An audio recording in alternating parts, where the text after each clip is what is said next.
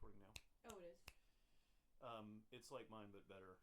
It's like you tap it once and it flashes, Yeah, and then it's you tap standby. And then a lot of people, when they use it, not you, but when people use it for the first time, like, oh, it must be recording. It's flashing. It's like, no, it didn't record anything. But when it's solid, it is recording. So. Okay, perfect. Thanks. I don't know why. Maybe I wasn't pressing it hard enough. Weird. All right, you ready? Sure. Okay.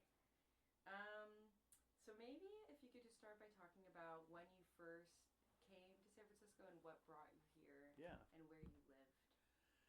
For sure. I think we got here in '96 from Atlanta, and Andrea and I moved here together. We're both from the South, and we had known each other in a town called Chapel Hill, North Carolina, which had a very vibrant music scene when we were there. It was like kind of all over the place. A lot of in the late '80s, early '90s, it was like people were descending on it with record companies were coming and like, oh, this is going to be the next Seattle. And the town was very supportive and had a scene, and was a small town, but it seemed like, fully half the people played in bands that weren't students. Yeah. This is a big student town. But if you were a townie, it was likely that you played in bands. And I did that, and I was there for kind of this burgeoning scene where it was very supportive, and the record companies couldn't figure out how to make it the next big thing because there was not a sound. There was a lot of different sounds. Like there's this band, Superchunk was kind of at the core of it, and they were like kind of almost like Green Day pop punk. This band Polvo, very different, like Fly Duo Jets, Southern Culture on the Skids, Ben Folds 5, which was like super poppy. All these different bands that really didn't sound like each other, but everyone was doing a scene, and we had like a very supportive club atmosphere where you could get a band together and probably get a gig, and all these touring bands came through and they would put you on first. So that was kind of the environment I was coming from prior to Atlanta, and it was kind of like we're in this mode of like, let's do music and let's see what comes of it, and we played out, and it was fine, but at some point it kind of was petering out, and it came down to a point of like, do you make a living at something, or do you keep trying to play music and make a living at that? And I was working at a place called Kinko's, which is now like FedEx. But at the time, it was just like where you went to make flyers, and it was a good job because you could make your own band flyers, and we had a whole underground supportive scene economy, so we made all the flyers for the clubs, and then you would get in free to the club. It was a total barter system. No one had any money, but everyone lived like pauper kings, and it was awesome. It was great because you could, if you worked in the restaurant, you could get free flyers, and we get free food, and the entire economy worked like that. It was all musicians helping each other. So it was a super supportive scene in Chapel Hill. And like I say, doing that for a while, I kind of got some modicum of skills at Kinko's with graphic design, and that's when desktop publishing came along, and I fell into that when there was no classes on that. You could just sink or swim, and they gave me a book and said, you're doing this now. So I learned the Macintosh and desktop publishing and all these Adobe programs. I'm like, okay, this is working. And I had some friends that had moved to Atlanta, and I'm like, I need to be somewhere bigger and see where this goes. So kind of put music on the back burner, moved to Atlanta, and that's where I reconnected with Andrea, and I worked at Kinko's there, and all those guys I worked with at Kinko's got jobs at Coca-Cola. And so I got like kicked up several levels of a non-musical career that started there. And so I was able to do more advanced things and make more money, and all the while kind of put music on the back burner. And all along we were thinking, let's move to somewhere different. And she and I took a road trip out here. We knew people here. There was like an expat community that had already set up here from North Carolina, and we knew a lot of people, and we also knew we wanted something different, and we just kind of, on a whim, no jobs, Andrea knew she wanted to go to grad school, and she looked at state, and that was probably the best option. And I figured, I could get a job. So with no money and no jobs, we moved out here, and you could kind of do that in '96. But I think it was the last year you could do that. Because the day I got here, like the cover of the Bay Guardian was this picture of this girl with a wagon with all her stuff in it with the classifieds and basically looking for a place to live, and said, "Don't move here." And that's the week we moved here. And so it was still kind of affordable-ish, and we lucked into a good place. It was affordable, but we also lucked into this neighborhood in the Mission. And I brought all my musical gear. I kind of had played off and on, but nothing like I was doing in Chapel Hill. And I was like, well, let me just bring this stuff, and we'll see what happens. And because we moved to this neighborhood, and then Andrea got a job at Radio Valencia, it was kind of a crossroads of all these different artists and musicians. That was really a happening scene that reminded me a little bit of Chapel Hill, because it was like a small, seemed to be based in this neighborhood. And through that, really, I was able to meet people that I wound up getting in bands with again. And there were also clubs around the neighborhood that were, didn't seem like a big deal to get a gig at. The Chameleon was one on Valencia Street. It's since gone, and some of them were kind of being run into the ground, but it reminded me of that supportive kind of scene in Chapel Hill, where I was met with people, and it's like, oh, I can play. I don't know how to play it, but I have a Farfisa organ, and that would be good in this band. So why don't I come jam with you guys and learn the songs? And that was the Roofies, which was early '90 with Jibbs, Cameron, and Eli, and a bunch of good people, and Brent, who Eli and Brent, I think, both worked at Radio Valencia. But you would just see people around the neighborhood, and people you could still rent like a storefront apartment that was not necessarily legal, and that was the Roofie space. It was over a pretty bad block of Mission at 16th, next to Walgreens, and they had a whole storefront that had an entire basement underneath that we could practice in. You could make as much noise as you wanted. It was great.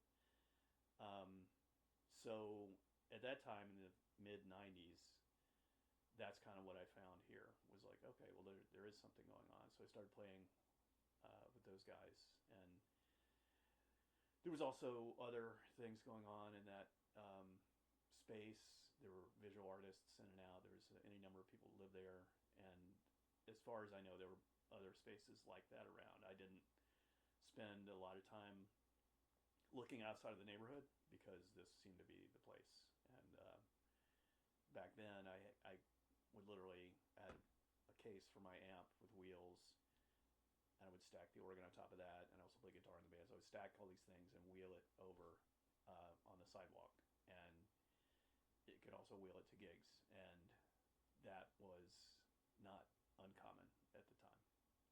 There were places to play, and then there were like splinter groups that came out of that. Those guys were all in different bands. Brent started this. It was kind of the disintegration of this band that your dad played in, El Camino Cha-Cha Orchestra, that Brent was in. They kind of became this lighter, smaller version of that, called Los Panacheros, that Brent started. So I started playing with him in that, and tandem to prices were increasing, and it was the first .com explosion, so it was getting more and more expensive to live here. And if you were already here, great, but I could not imagine, 2 years after we got here, I just you can't just move here. It's like, unless you have a connection and you know someone and you have a place to live, it's going to be very hard. And with that comes, you don't have enough time. You don't have as much time. You're too busy making a living. So I feel like I got here on the twilight of that period, where you would just meet people that maybe they've been in their apartment a long time, they don't pay much rent, and they didn't have to work so many hours to just live here and then do their art. So it was like you could spend 30% of your time trying to make a living, and then the rest of your time you could devote to other things. And it felt like that at the time.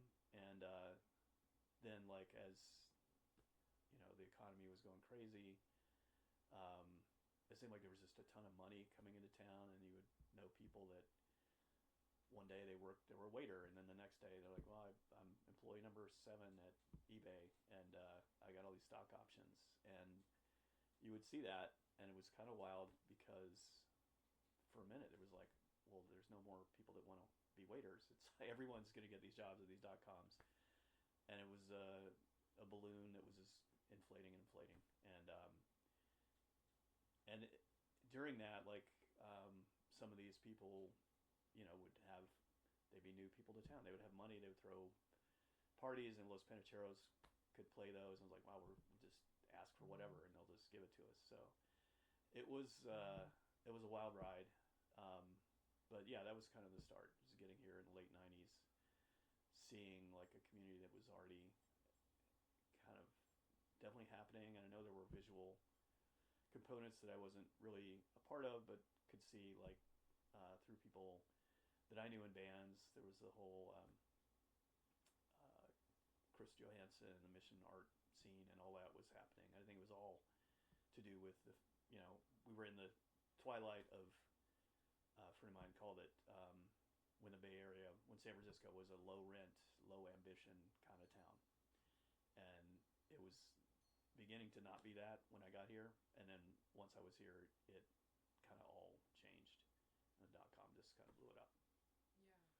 Did you feel like it was pretty easy to like tap into that community once you were here? I think luck had a lot to do with it for me, because I wouldn't have known. And we almost got a place in a different part of town in the Panhandle, and just by pure luck got the apartment that we got in the Mission, which was walking distance to Radio Valencia, where again it was a big crossroads.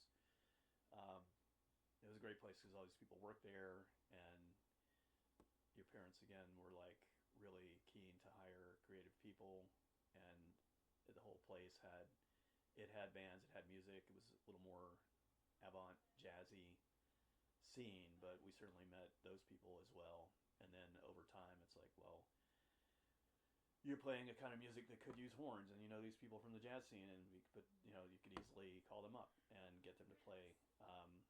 But for me, it was like, and for us, it was like we just lucked into this neighborhood.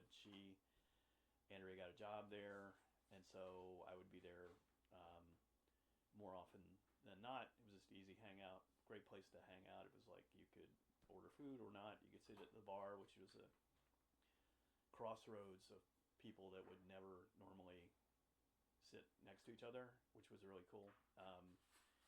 It was kind of a hangout for that, but it was also live music, and people that worked there were big music fans, if not musicians. And if we hadn't moved to this neighborhood, none of that would have happened. It just was luck that we wound up here, which was great. I didn't even know that. I had friends in this neighborhood. They're like, this is the neighborhood you want to be in. And, you know, I looked at places here, and we got places lined up. But at the very last minute, it was like we could have been in the Panhandle, which would have been a different scene. Right, yeah. Yeah. Oh, that's cool. When you, like, think back to when you were first moving here and, like, hanging out a lot in the Mission, are there any places that really, like, stick out as, like, being really important to, like, fostering the scene? Like Radio Valencia, but, like, anywhere? Yeah. Any other? Yeah, I think there was Radio Valencia for sure. Also, a Don Allen joint was Casanova, which I think people hung out at. And I'm going to say 3, at least, musical projects I was in were conceived there on a bar napkin, literally, as far as like writing out the name of the band.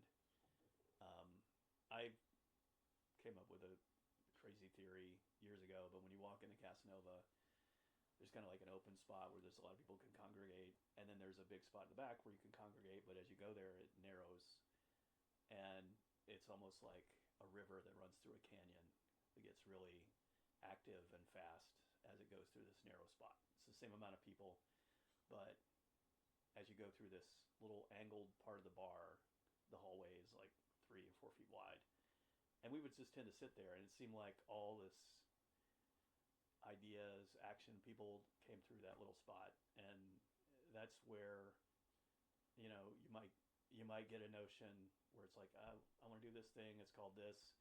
We'll get together tomorrow, and that happens a lot in a bar.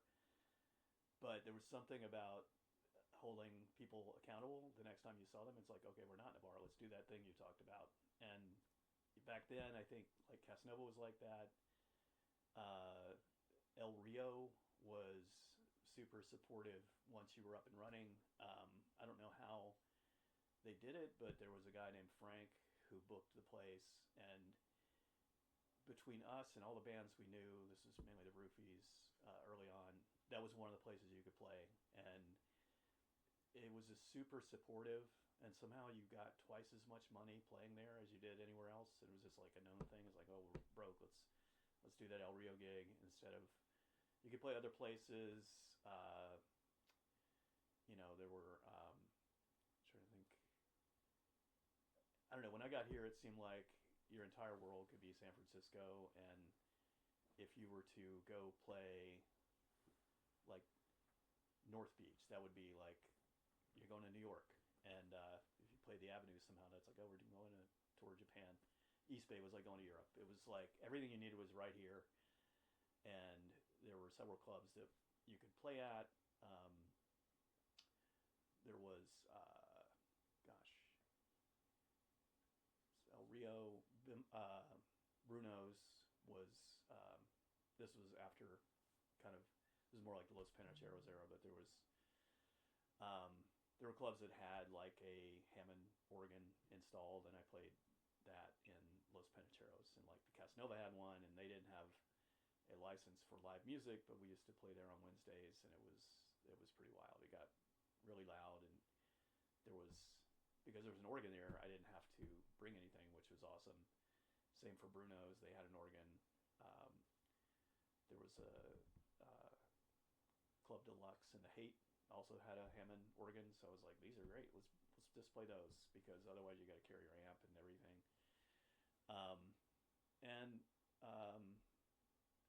El Rio was big. I think that's just limiting it to this neighborhood, because that again was like, you're here and everything you need is here, and that was all within a mile radius. Yeah. Nice. Yeah. Yeah, that's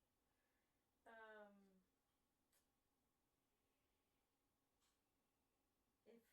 If you could like distill like the general vibe of what it was like to be in the scene to like a few like adjectives, like what are like some words that like stick out the most when you think back?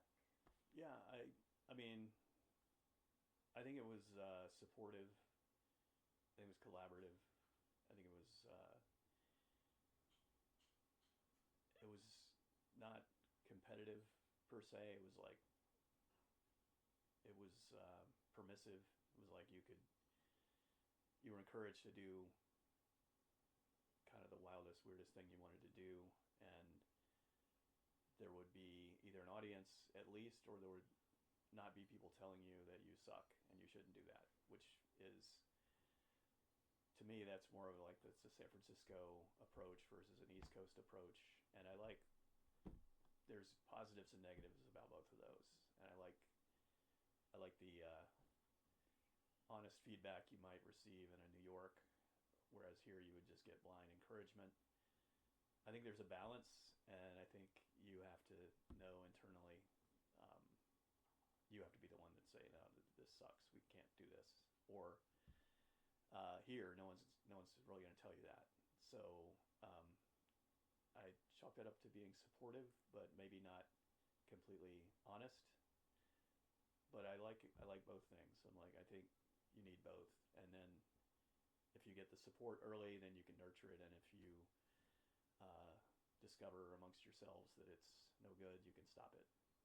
Versus too much criticism on the front end might squelch the whole thing.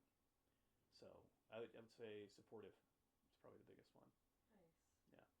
Yeah, and it seems like there was like a lot of like people doing similar things that were also kind of starting out, which I feel like makes it easy probably to like feel encouraged to do it because it's like, oh, we're all kind of in the same place. Yeah.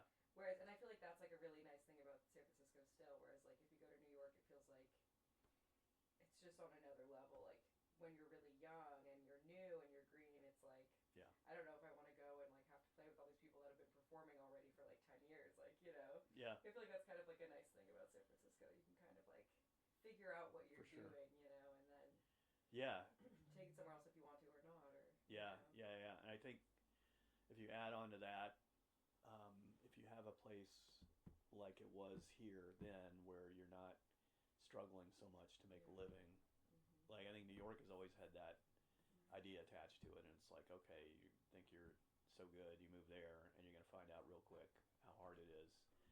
Um, but at the same time, you'll get honest feedback, and if you're good, it's like you're a piece of coal that's being turned into a diamond through all the, you know, friction.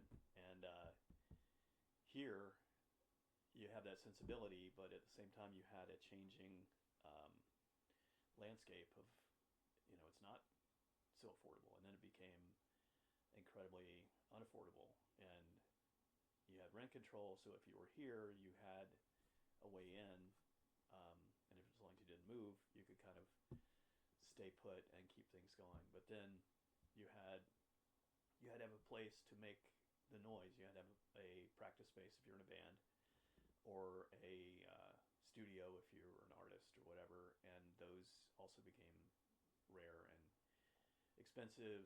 And you know, especially during .com, every viable piece of commercial real estate became like a .com company, and there was one place that a lot of people practiced or played in. All these things tended to be down in Bayview, down on 3rd Street, and there was let's see, it was 3rd Street Studios, or so. It was a big, big building, like 3 or 4 stories. It had an elevator, like industrial elevator, and well over 100, if not 200, rooms for bands. And at the height of .com, a company bought that space, and they're like, we're going to renovate this and make it our headquarters. And it was a big deal at the time because it was like a shakeout. It's like, if you practiced there, you know, all of a sudden you had to find a new place. And I think a lot of bands that were in the margins, or people that were doing things that were maybe not going to work out, that was their moment. They're like, okay, well, I'm not going to do that. I'm just going to get out of here, and that's that for me. And there were so many bands that practiced there. I think Metallica practiced there for a minute, and it was, I know we practiced in a room there where I know someone was living there, and we went in and practiced, and they just stayed in their bed covered up the whole time because you weren't supposed to live there. And but at that time, it was like things were getting so crazy. You certainly would have people living in spaces that were not legal. And then this company bought the place, gave everyone eviction notice, and so you either scrambled to find a new place to practice, and that put pressure on all the places that existed, and so those prices went up. And the funny thing is, this was at the like 99, like almost 2000, and the .com bubble burst, and this company that bought the building didn't even follow through. So I think the building still sits empty like it was. It could have just kept going. It made money. It was a dilapidated building, but the owners were like, we can sell this, and this company's offering us crazy money, so why wouldn't you? And Downtown Rehearsal, I think it was called. It wasn't downtown, it was on 3rd Street. And they sold it, and a lot of people got the boot, and a lot of bands that were kind of in the margins just went away.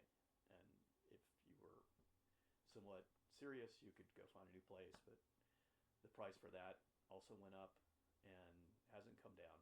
And we had the bust, and things never got cheap again. They just didn't go up anymore. So they kind of got this high level and then kind of stayed there um, until, it was like .com 2.0 is here. And so things kind of happened again. And then even during COVID, like prices didn't come down. They just kind of stayed flat. And like the practice space we're in now, it's like they didn't give anyone a break. There's like, well, they in fact increased rates during COVID when no one could play out. And so you have people that are profiteering off of, the aspirations of bands that may not make any money. And that's the thing is like, I've never, if there was any money, it was enough to break even. And that was enough. And it was like, well, going to make a living doing something. It's probably not this. That's fine. But I will do this because I want to make music with these people. I want to have this like kinetic relationship with people where you're expressing ideas non-verbally, which is like a huge absence of like where music has gone when you're sitting alone in GarageBand. It's like most expression happens non-verbally, and for that to work, you have to be in the same room with people, and that is a really big part of being in a band with people. It's like, all right, we're gonna, I'm gonna non-verbally play this thing that I think fits here, and I'm gonna get feedback from you on your instrument, and we're gonna figure out what is this thing becoming, and that requires a space to make noise. It requires a space that's affordable, that the risk is not so big that you're gonna, keep doing this thing and lose money. But it was never, ever, ever about money. But it was nice to play El Rio and get 2 times the payout. I was like, okay, great. Well, actually, I can buy some guitar strings and, breaking even, still the goal. It's not necessarily achievable, but that's kind of where it's at. Totally. Do you what are some of the biggest changes that you've noticed now, like still living in the Mission compared to back then, like in terms of just like how it feels to be here, or also physically, like spaces that don't exist anymore or now exist? Yeah, it's funny. We've been here going on 30 years. It felt like there was more, when I first got here, there were more spaces like the space we practiced in, where it was underutilized, abandoned, run down, but still had electricity and was barely livable, but people would make it work. There were more places like that. And then when the economy kind of took off, those places got found out and renovated. There were spaces next door to clubs that were vacant, and maybe they set up clubs like on 11th Street. This was a big deal. Slim's.